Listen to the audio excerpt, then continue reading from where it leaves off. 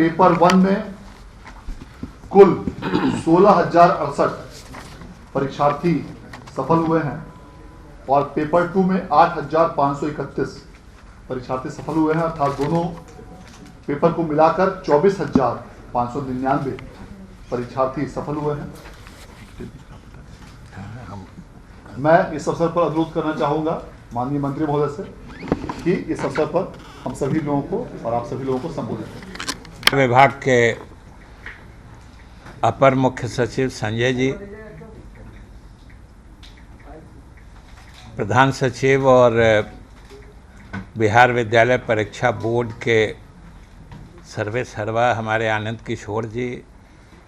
निदेशक प्राथमिक शिक्षा रंजीत जी और यहाँ उपस्थित सभी सम्मानित मीडिया के साथियों, आज का जो मुख्य मकसद है और जो कार्यक्रम है उसकी रूपरेखा या उसके मूल बिंदु को हमारे आनंद किशोर जी ने आपको बताया है। ये कई मायने में महत्वपूर्ण है आज का दिन जो है, इसीलिए विशेष रूप से हमने आप सबों को यहाँ आमंत्रित किया है। एक तो ये खास उपलब्धि है इसलिए कि आपने देखा होगा, जैसा कि आपको बताया गया है, कि ये कोरोना काल में कोरोना के गाइडलाइंस प्रोटोकॉल का पालन करते हुए ये चुनौतीपूर्ण काम लगभग 1,78,000 छात्रों का इम्तिहान लेना, ये अपने आप में चुनौती भरा काम था। और ये बिहार विद्यालय परीक्षा समिति ने इस काम को सफलतापूर्वक अंजाम दिया है। इसके लिए हम विभाग की तरफ से आनंद किशोर जी को और उनकी पूरी टीम को बधाई देते हैं और शुभकामनाएं देते हैं। उससे भी महत्वपूर्ण है जो सरकार की तरफ से आप सबों ने बराबर देखा होगा कि हम लोग सरकार की तरफ से बताते रहते हैं कि शिक्षा विभाग में हम लोग इतने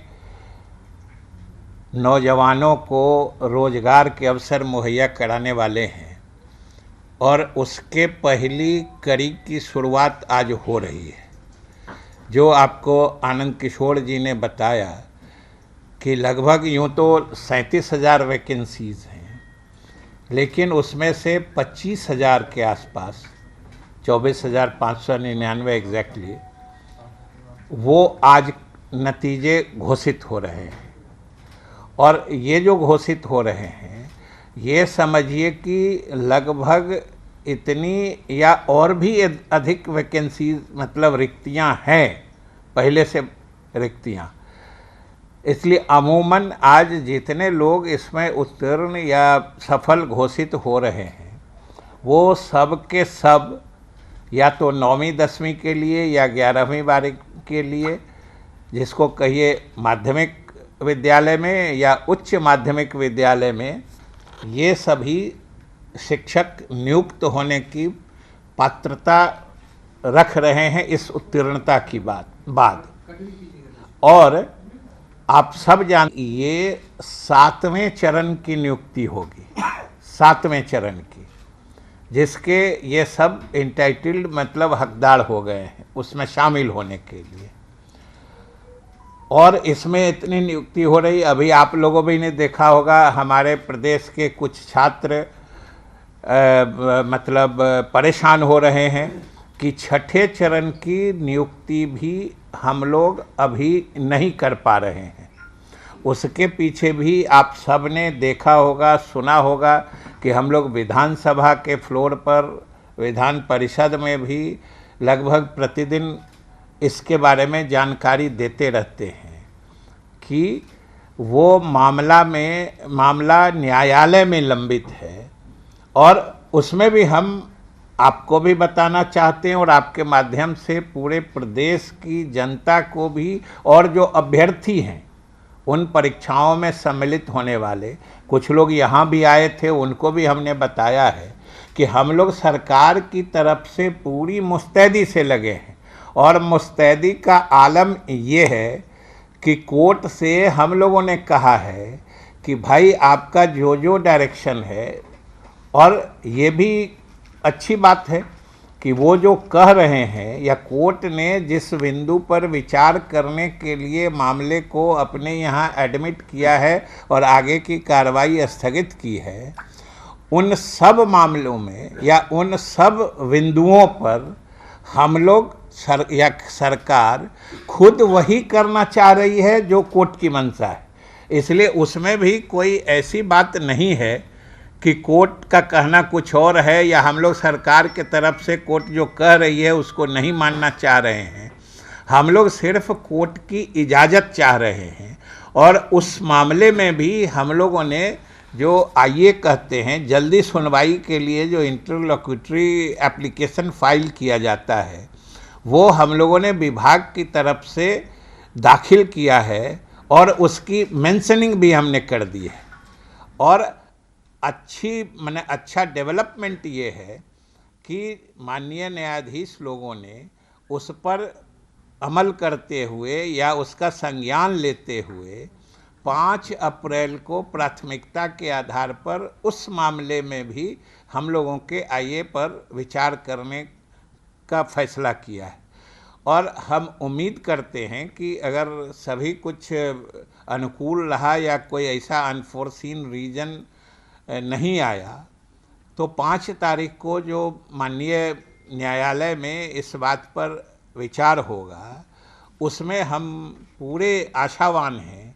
कि उस मामले में भी हम आगे बढ़ पाने की स्थिति में आ जाएंगे। और वो और भी हम लोगों के लिए महत्वपूर्ण है, क्योंकि अभी जैसा कि हमने बताया कि ये तो 37,000 इस परीक्षा में होना था। कुछ रिजल्ट या कुछ नतीजे इस परिप्रेक्ष्य में रोके गए हैं कि आप सब ने देखा होगा कि कुछ जगहों पर कुछ हंगामा हुआ था जिसके कारण 106 अभ्यर्थी का मामला रुक गया था। फिर बाद में कोर्ट ने कहा है कि इनका भी शामिल करा लीजिए, उसके कारण कुछ नतीजे रोक लिए गए।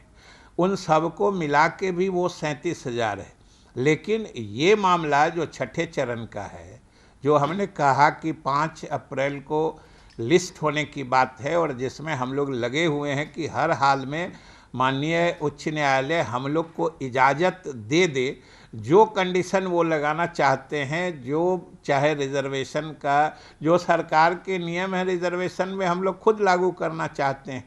कहीं कोई ऐसी मंशा विभाग की या सरकार की नहीं है कि हम लोग कुछ अलग करना चाह रहे हैं। तो हम उम्मीद करते हैं और इसी आधार पर हमने आईए फाइल भी किया है। और हम लोग कितना मुस्तैद हैं कि ये परीक्षा भी जो देख रहे थे, आज जिसके नतीजे हम लोग जारी कर रहे हैं, ये भी रुक गया था न्यायालय के दखल के हिसाब से। हम लोग इसमें भी प्रोएक्टिवली आगे बढ़ के हम लोगों ने न्यायालय को कहा है कि भाई हमारे पद खाली हैं, विद्यालयों में हमारी पढ़ाई बाधित हो रही है, हमारे जो योग्य नौजवान हैं इस राज्य के वो बेरोजगार घूम रहे हैं, ये सारी परिस्थितियां हैं। पद खाली है, हमारे योग्य नौजवान बेरोजगार हैं, पढ़ाई बाधित हो रही है। इन सब के मद्देनज़र हम लोग विभाग और सरकार की तरफ से माननीय न्यायालय से अनुरोध किया तो एसटीईटी का भी उन्होंने परिणाम जारी करने की इजाज़त दी, जिसके फलस्वरूप आज हम लोग उसको आपके सामने जारी किया है। और ये रिज़ल्ट जो आया है, समझिए लगभग इतने लोगों को जो स्कूल में उसका भी ब्रेकअप है, 16,000 कुछ है पेपर 1 यानी 9-10 में, और बाकी 8,000 कुछ है पेपर 2 यानी 11th-12th के लिए। इतने शिक्षकों की नियुक्ति लगभग पक्की एक तरह से समझी जाएगी। और जैसा कि हमने कहा, अब हम लोगों का अगला लक्ष्य, अगला निशाना है जो 5 अप्रैल को जो उसी परीक्षा से संबंधित कुछ लोग बाहर में भी हमारे अभ्यर्थी लोग आए हुए थे, उनको भी हम लोगों ने बताया है कि हम लोग तो भाई आगे बढ़ के चाह रहे हैं। और उस जो अभी 5 तारीख को लिस्ट होने वाला है उसमें भी हम लोगों ने यही प्ली लिया है कि भाई हमारे इतनी रिक्तियां हैं, उसमें तो और लगभग 1.25 लाख की बात, 90,000 है, 30,000 है कि इतनी रिक्तियां हैं इतने हमारे नौजवान बेरोजगार हैं और रिक्तियों पर नियुक्तियां नहीं कर पाने के कारण हमारे विद्यालयों में पढ़ाई बाधित हो रही है। हमारे बच्चे अध्ययन अध्यापन से महरूम रह जा रहे हैं। इसलिए हम लोगों ने निवेदन किया है और हम पूरी उम्मीद रखते हैं, हम पूरे आशावान हैं कि उस दिन भी, क्योंकि हम लोगों का वैलिड ग्राउंड है और कोई ऐसी हमारी अदरवाइज मंशा भी नहीं है, इसलिए हम समझते हैं कि उसमें भी हम सफल होंगे और अप्रैल में जो उम्मीद है कि उसमें भी क्लियरेंस माननीय न्यायालय हमें इजाज़त देगी और इजाज़त देगी तो फिर हम उसके लिए भी, जैसे आज आपको बुला के हम आमंत्रित करके यह शुभ सूचना, क्योंकि आप समझ सकते हैं कि आप सब लोग बिहार के ही हैं और बिहार के जो स्थिति है उससे ज़रूर हमदर्दी भी रखते होंगे कि हमारे विद्यालयों की जो स्थिति है शिक्षकों के बिना, या हमारे बेरोजगार जो परीक्षा दे दे के रिजल्ट के लिए सड़कों पर घूमते हैं, ये भी हम लोगों को, विभाग को या सरकार को बिल्कुल अच्छा नहीं लगता है। हम लोग भी चाहते हैं कि जल्दी से जल्दी नतीजे आएँ। तो इसलिए विशेष रूप से, और आज इस सरकार ने जो वादा किया है बेरोजगारों को रोजगार देने के, रिक्त पदों पर नियुक्ति करने का, उसकी शुरुआत शिक्षा विभाग में हो चुकी है जो आगे जाने वाली है। और दूसरी और महत्वपूर्ण है कि परीक्षाओं में, खास करके नियुक्ति संबंधित परीक्षा में, नियोजन संबंधी परीक्षा में इतने बड़े पैमाने पर परीक्षाओं का आयोजन ऑनलाइन कराना, ऑनलाइन परीक्षा लेके और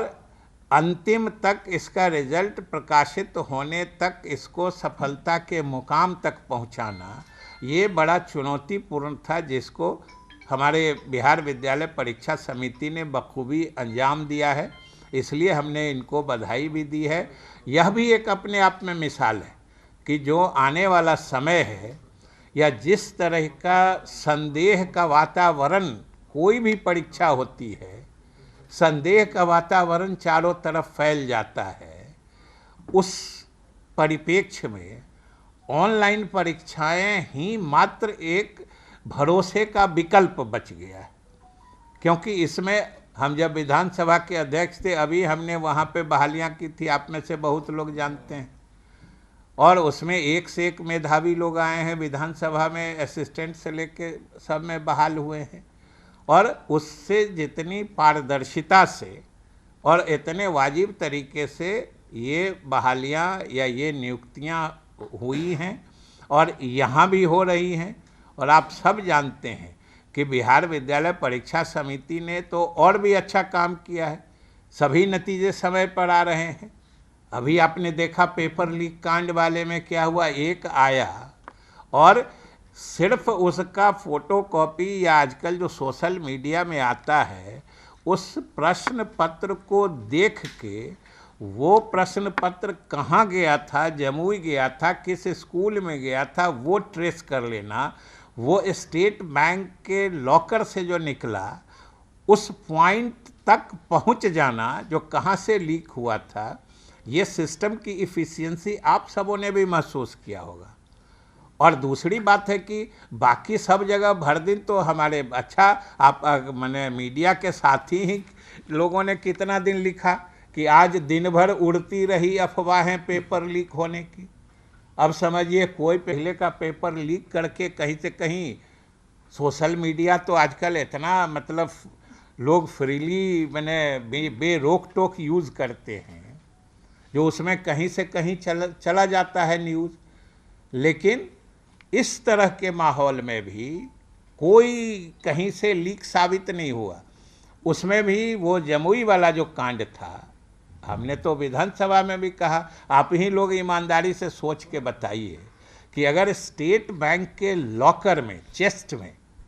हम अपना प्रश्न रखते हैं, इससे ज़्यादा सुरक्षा का उपाय और क्या सोच सकता है? आप अपना, कोई आदमी अपना सबसे कीमती सामान या कीमती चीज़ कहाँ रखता है, सोच के बताइए। और शिक्षा विभाग और विद्यालय परीक्षा समिति ने तो जैसे घर के वैल्यूएबल सामान को जो सबसे सुरक्षित स्थान पर रखने का तरीका लोग अपनाते हैं, उस हिसाब से इसने स्टेट बैंक में रखा था उसके लॉकर में। और तब उसमें भी जो पेपर लीक किया, ये सुरक्षा के प्रबंध देखिए कि उसने किसी को दिया, 10 सेट में रहता है क्वेश्चन पेपर, उसने जिसको दिया होगा उसको वो पेपर भी नहीं आया होगा, वो सेट क्वेश्चन का मिला भी नहीं था। लेकिन हम लोगों ने सिर्फ अपने परीक्षा प्रणाली की परिशुद्धता और विश्वसनीयता बहाल रखने के लिए हम लोगों ने निर्णय लिया कि एक बार इस तरह के समाचार या इस तरह की बात आ गई है संज्ञान में, तो फिर भी उसका हम लोगों ने कैंसिल करके फिर से परीक्षा हो रही है। ये भी हम लोग आश्वस्त थे जो उससे कहीं कोई लीक होकर किसी ने नाजायज फ़ायदा नहीं उठा लिया था, न उठा पाया था।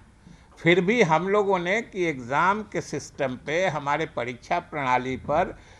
किसी के दिल में कोई शंका, शुबा, शक की गुंजाइश नहीं रहे, इसलिए हम लोगों ने उसको रद्द करके फिर से परीक्षा ले रहे हैं। और कठिन परिस्थिति में, चाहे कोरोना हो या आज एग्ज़ाम लेने के जो तरीके हैं, उसमें विद्यालय परीक्षा समिति ने जिस ढंग से अच्छे से जो एग्ज़ाम की सैंक्टिटी होती है, कदाचार मुक्त यथासंभव करके और समय पर नतीजे निकाल दे रही है, यह अपने आप में एक बड़ा ही सराहनीय और प्रशंसनीय कार्य है। हम इसके लिए भी बोर्ड को बधाई और धन्यवाद देते हैं सरकार और विभाग की तरफ से। और हम समझते हैं कि आज तो एक और समझिए सफलता का नया अध्याय जुड़ा है, और आने वाले समय में जो हमारा रोड मैप है या अगली प्राथमिकता जो वो 90,000 और 30,000 दोनों मिला के लगभग 1.25 लाख हमारे बेरोजगार जो नौजवान हैं, योग्य नौजवान, वो शिक्षक में नियुक्त होंगे, उसकी मतलब उसके लिए भी हम लोग पहल कर रहे हैं और हम पूरी उम्मीद रखते हैं कि हम उसमें सफल होंगे। तो आज के लिए यही विशेष सूचना आप लोगों को भी देनी थी और आप लोगों के माध्यम से बिहार की जनता को भी देनी थी। और हमारे जो नौजवान निराश हो रहे हैं, जो छठे चरण वाले हैं, हम उनको भी कहना चाहते हैं, कुछ लोग आए थे, बाहर में भी थे, कि वो थोड़ा सा धैर्य रखें। जब इतना धैर्य रखें तो बस अब थोड़े से धैर्य की ज़रूरत है, उनका मामला भी